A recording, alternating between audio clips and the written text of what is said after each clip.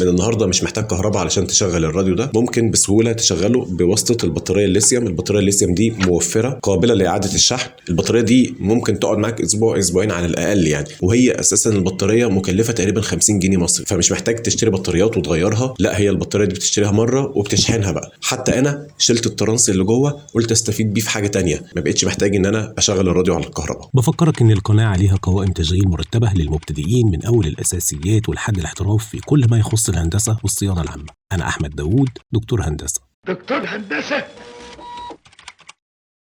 تعالى كده نفك الراديو ونشوف انا عملت التوصيله دي ازاي. رغم ان هي يعني كسعر رخيصه ويمكن اعاده شحنها تاني بكل سهوله، ولما بشحنها مره يعني ما بتفضاش معايا، صدقني مش عارف اقول لك، ممكن تقعد اسبوع متواصل يعني.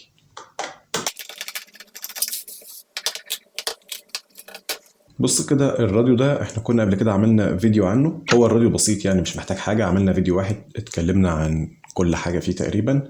فقلنا ان هنا الطرفين دول مصدر التيار المستمر اللي داخله، اللي هم هنا بطاريات، المفروض ان هي بطاريات هنا عادية، بس البطاريات القديمة دي غالية ومش بتعيش قوي. لجأت الفكرة ان انا اعمل زي بيت البطاريه. انا لزقته بالطريقه دي، انت ممكن تعمله باي طريقه يعني، ممكن ما تلزقش بيت البطاريه، ممكن ما تعملش بيت بطاريه اصلا، او حتى تسيب البطاريه حره من الداخل. انا بس حبيت اوريك الفكره يعني. البطاريه الليثيوم دي تدخل فيه، والطرفين بتوعها ادي سلك، طرف طالع من هنا وطرف طالع من هنا، يعني طالعين اهم. الطرف الاحمر ده طالع من بيت البطاريه، ده الطرف الموجب، والطرف الاسود ده طالع برضو من بيت البطاريه الطرف السالب.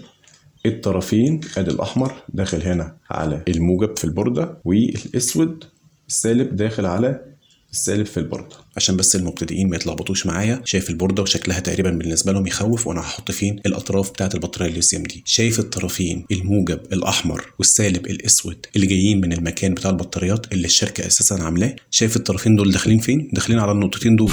النقطتين دول هم مكان تغذية التيار المستمر. على نفس مكان النقطتين دول هلحم الطرفين الجداد بتوع البطارية الليثيوم. عشان كده انا سبت لك الاطراف القديمة اللي هي الشركة عاملاها دي، علشان تبقى دليل ليك ان هو ده المكان اللي هلحم فيه طرفين البطارية الليثيوم. هتلاحظ ان مفيش ترانس، انا شلت الترانس بقى خلاص، انا ما بقتش محتاجه يعني. بجد البطارية دي بتخليك مش محتاج ان انت توصل كهرباء خالص، دي بتشحنها مرة ممكن تكمل معاك اسبوع 10 ايام. تعالى كده نجرب. ادي ركبت البطارية،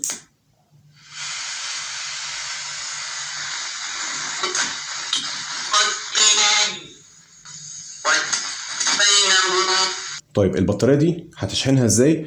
كنت عملت لك فيديو عن كيفية شحنها بمنتهى السهولة باستخدام كارتة كده، فأرجوك ما تنساش والدي من صالح دعائك، ولو استفدت مني حاجة يا ريت تدعي ليا وليك بالصحة والستر وراحة البال والهداية للطريق الصحيح والمستقيم.